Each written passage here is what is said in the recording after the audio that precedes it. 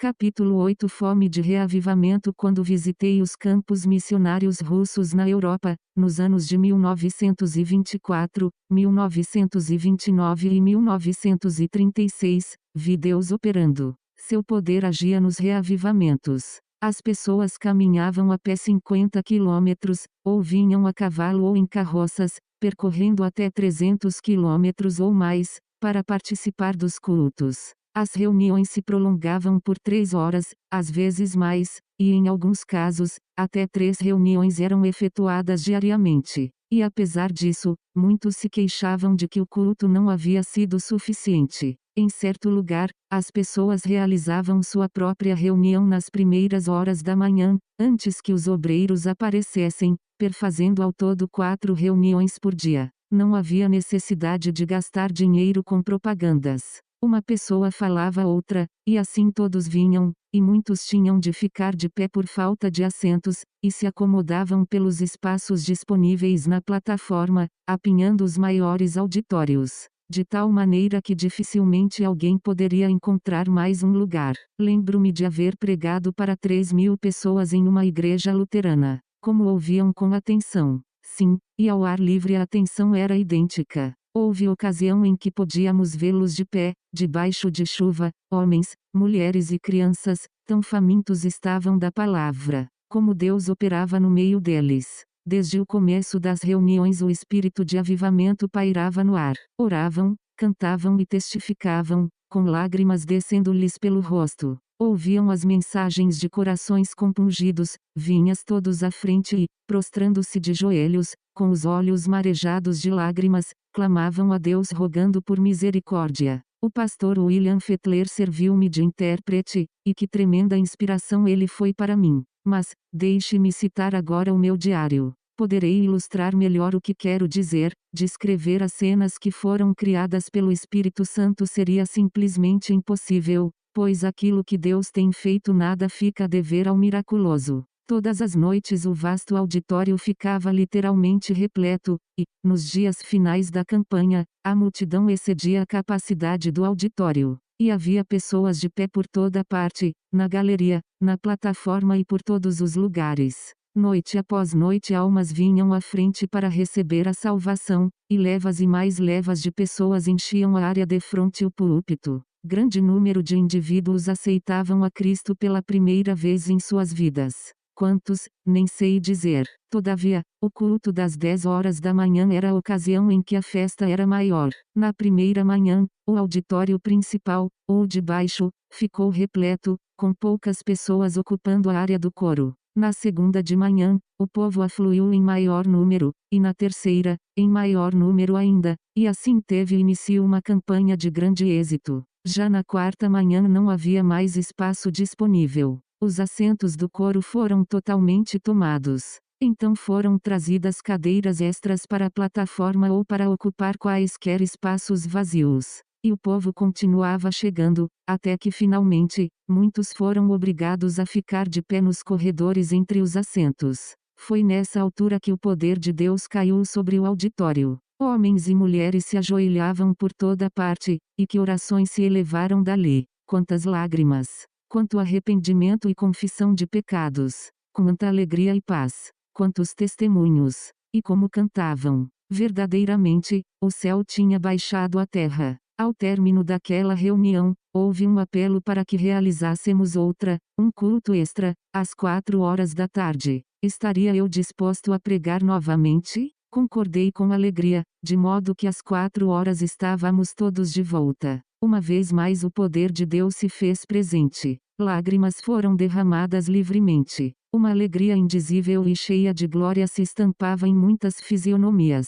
Ajoelhamo-nos em silêncio diante de Deus, e o Espírito desceu sobre grande número de vidas. Preguei novamente às 6h30, e uma vez mais às 8 da noite, 4 vezes em um só dia. Pouco depois de eu haver me recolhido ao meu quarto, alguém bateu à porta. Entrou um dos estudantes. Disse-me como Deus lhe havia falado. Descreveu a grande fome que lhe ia no coração. Resolvi orar a noite inteira, disse-me, pois não cessarei enquanto o poder do Espírito Santo não tiver descido sobre a minha vida. Oramos juntos, ele soluçou agoniado, em alta voz, e assim começou uma grande obra. Poucos minutos mais tarde mais alguém veio bater à minha porta. Estaria eu disposto a juntar-me a algumas pessoas em um aposento contigo? Eu fui. Ao ali entrar, encontrei um grupo de pessoas do escritório, prostradas de rosto em terra. Deus havia falado a elas também. Novamente houve orações agonizantes, definidas,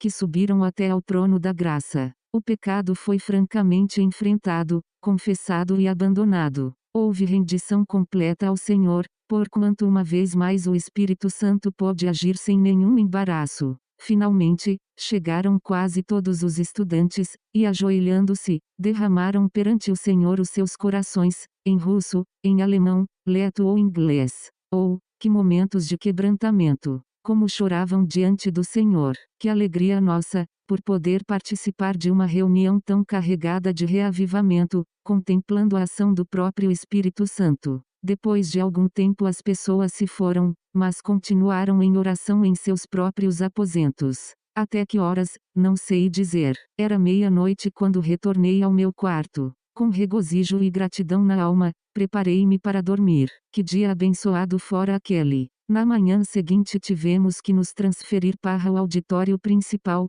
pois mais de 1.200 pessoas se apresentaram para o culto, e a área diante do púlpito uma vez mais ficou repleta de gente. Louvado seja Deus! Preguei de novo às 4 horas da tarde, dessa vez a uma audiência de mais de 1.500 pessoas, muitas das quais tiveram de ficar de pé. Uma vez mais vieram muitas pessoas à frente. Então, às 7 da noite, vi-me frente a frente com minha terceira congregação, e o poder do Espírito se manifestou de forma muito real. Houve um santo estremecimento por todo o enorme auditório de forma que, ao terminar a reunião, inúmeras pessoas vieram à frente. Eram tantas que para atendê-las passamos mais uma hora com elas. Isso aconteceu no salão de baixo. Às 8 horas da noite subi pelas escadas e encontrei um auditório de 1.300 pessoas esperando por mim. De novo proclamei a mensagem do Evangelho e fiz o apelo. Imediatamente, uma longa fila de homens e mulheres, idosos e jovens, adiantou-se até defronte o púlpito onde, com contrição e júbilo, todos aceitaram a Cristo. Essa foi a quarta reunião que dirigi naquele dia, e pensei que seria a última. Todavia, quando regressei à casa da missão, encontrei uma sala repleta de russos, todos de rosto em terra diante de Deus, orando tranquilos, mas com muita intensidade, como só os russos são capazes de fazer. Por algum tempo reuni-me a eles, mas depois os deixei para ir deitar-me, à meia-noite. Aquele fora outro dia cheio de glória. Que reuniões estupendas! Que conversões maravilhosas! Quanta alegria! Quanto poder! Nunca, em toda a minha vida, eu pregara a congregações desse tipo nem no Canadá nem nos Estados Unidos. O domingo de Páscoa foi um dia inesquecível. A primeira reunião foi efetuada às 6 horas da manhã. Na noite anterior eu estivera em uma reunião dos ortodoxos gregos, à meia-noite. Vi o povo com suas velas de cera, observei os sacerdotes com suas roupagens ornamentadas, todos marchando, dando 3 voltas ao redor do templo, pelo lado de fora. Ouvi o sermão sobre a ressurreição, pronunciado pelo arcebispo. Eram 2 horas da madrugada quando me deitei em minha cama. Por isso, pregar dali a pouco, às 6 horas da manhã, não me parecia fácil. Havia cerca de 1.200 pessoas presentes. Muitos responderam afirmativamente ao apelo, e aceitaram a Cristo. Às 10 em ponto preguei de novo a uma congregação de 1.600 ouvintes. Até os espaços entre as fileiras de assentos da galeria estavam repletos de gente, havendo pessoas de pé por todos os lados. Foi um culto maravilhoso. Essa reunião se prolongou por 4 horas. Após o almoço, joguei-me de novo na cama, cansadíssimo, e dormi profundamente. Despertei bem na hora de ir dirigir a próxima reunião, às 4 da tarde. Havia aproximadamente 1.400 pessoas presentes. Grande número de pessoas foi à frente em busca da salvação. O Espírito de Deus se movimentava infundindo reverência em todo o auditório. Lágrimas rolaram em muitos rostos. Homens se punham de pé, enxugando os olhos inchados de tanto chorar. A salvação havia entrado em muitos corações. Via-se a alegria transparecer nas faces das pessoas. Elas me apertavam calorosamente a mão, enquanto eu ia passando pela imensa fila de novos convertidos. Ali estavam homens e mulheres jovens ainda, e pessoas idosas também. Muitas pessoas de cabelos grisalhos ou já embranquecidos. Viam-se também algumas crianças. Todos buscavam o Salvador, e muitos o haviam encontrado. Aleluia! Oh, que alegria sem limites! Na segunda-feira visitei uma igreja russa em que, quase 5 anos antes, eu estivera pregando o Evangelho. Ali, às 10 horas da manhã, encontrei um recinto repleto, homens e mulheres apinhados na galeria lateral e, nos fundos, muitas pessoas em pé. A área reservada ao coro, atrás de mim, estava tomada de pessoas.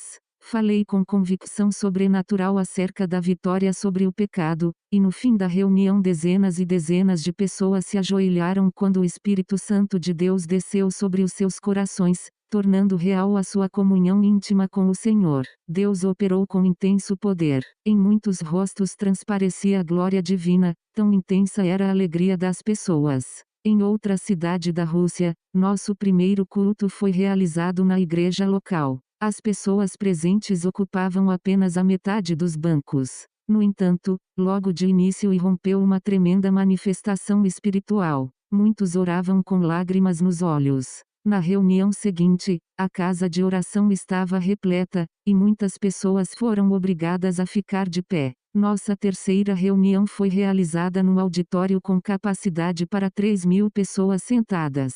Porém, tão grande foi a multidão, e tão intenso o interesse, que muitas pessoas tiveram que ficar de pé o tempo todo. Apesar da multidão de povo, muitos foram à frente e se ajoelharam diante do púlpito a fim de declarar que aceitavam a Cristo. Uma profunda convicção de pecado apossou-se de todo o auditório. Então chegou a noite de segunda-feira, quando haveria novo culto. Voltaria aquela numerosa multidão? Ou na Rússia o dia de segunda-feira é como nos Estados Unidos? Não demorou muito e minha indagação era respondida. Ao chegar ao templo, encontramo-lo apinhado de gente. Havia muitas pessoas de pé entre as fileiras de assentos. Que cena! Havia 2 galerias, no fundo do templo, uma por cima da outra. Rostos tensos olhavam para nós. Como a minha alma vibrava, ao contemplar aquela gente. Com que atenção ouviam. Terminada a reunião convidei os interessados a que permanecessem. Saíram cerca de 500 pessoas.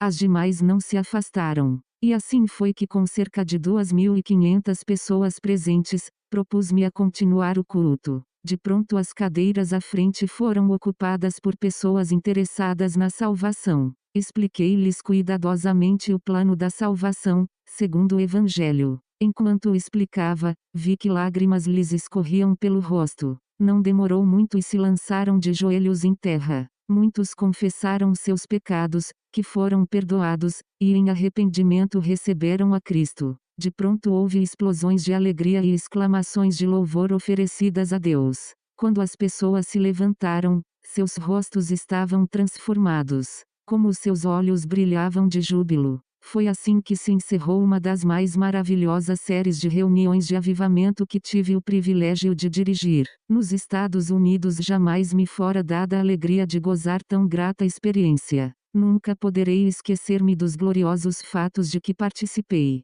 Que fome e sede espirituais de Deus tinha aquela gente. Onde, no meu Canadá, poderiam esses fatos ser repetidos? A minha alma se alegrava, por causa daquelas grandes multidões.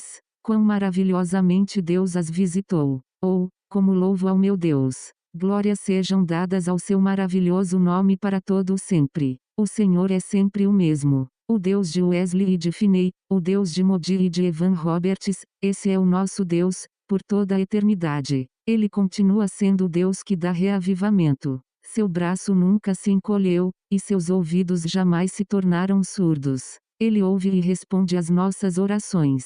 Aleluia! Quanto a mim mesmo, sinto-me profundamente humilhado. Deus tem abençoado ricamente a minha alma. Isso tem sido para mim qual nova crucificação, uma experiência mais profunda, uma comunhão mais íntima com o Senhor. Meu coração tem se comovido vezes sem conta. Daqui por diante, como nunca antes, darei o primeiro lugar a Deus. deixo de lado, e com muita alegria, meus próprios planos e ambições, e acolho os planos de Deus para minha vida. Não sei o que o futuro me reserva, mas os meus dias estão nas mãos de Deus. Se Ele tão somente se dignar usar-me em um profundo trabalho de avivamento espiritual, ficarei mais do eu satisfeito. Não importa onde isso vai acontecer, se no Brasil, se noutro país qualquer, ou na minha pátria. Segui-lo-ei para onde me guiar. Desejo submeter-me inteiramente a Deus, vivendo cada instante numa dimensão tão elevada, acima do mundo e da carne, que eu habitarei em inquebrantável companheirismo e ininterrupta comunhão com meu bendito Senhor. Amigo leitor, tenho viajado pela Europa, pelo Oriente Próximo, pelo Extremo Oriente, pelo Canadá e pelos Estados Unidos da América do Norte. Tenho atravessado o Atlântico e o Pacífico. Fui desde o Golfo do México até os Grandes Lagos. Fiz isso por muitas e muitas vezes. Estive participando das mais abençoadas campanhas evangelísticas, e tenho ouvido os maiores evangelistas e mestres da Bíblia deste continente. Todavia, nunca, em lugar algum, vi a repetição das experiências que acabo de descrever para você, com exceção do Ministério dos Obreiros que estiveram trabalhando em terras russas. Por quê? Que explicação poderíamos dar a você? Teria Deus esquecido dos Estados Unidos? Ter-se-ia esgotado sua paciência com o Canadá? Está o Senhor Deus indignado, fortemente irado contra o Brasil? Será que já passou, e não voltará mais, a grande oportunidade da Inglaterra? Porque, então, nessas nações, nos dias atuais, não há reavivamento algum. A simples resposta é que falta o requisito supremo para o reavivamento. Aquilo que eu vi na Europa continental ainda devo ver aqui, a saber, fome espiritual. Meu caro irmão, no Brasil ainda não se manifestou a verdadeira, real e profunda fome espiritual. Ninguém está sondando o próprio coração, em busca de Deus. As coisas materiais ocupam toda a área de nossa visão física e espiritual. Ninguém está sondando o próprio coração, em busca de Deus. As coisas materiais ocupam toda a área de nossa visão física e espiritual. As classes privilegiadas têm tanto conforto e tanto luxo que não sentem a mínima necessidade de Deus. Há os pobres famintos, desabrigados, favelados, os miseráveis de corpo e espírito, que esperam dos políticos o que deveriam buscar em Deus. Desmoronou-se o comunismo mundial. Espatifou-se o conceito de virtude ditatorial, tirânica, seja da esquerda, seja da direita. Será que o povo não se desperta para a única esperança, Jesus Cristo? No Canadá o povo não gosta de ir às reuniões evangélicas. Com frequência são necessárias grandes somas de dinheiro, gastas em propaganda e divulgação, para ao menos despertar algum interesse entre o povo. A televisão apresenta grandes filmes, cheios de rostinhos lindos e corações vazios de ensinamento evangélico. Filmes que ensinam o caminho para o inferno. Os clubes de campo, as praias, os auditórios de programas mundanos não são esquecidos nunca. Mas as igrejas, em sua maior parte, permanecem vazias.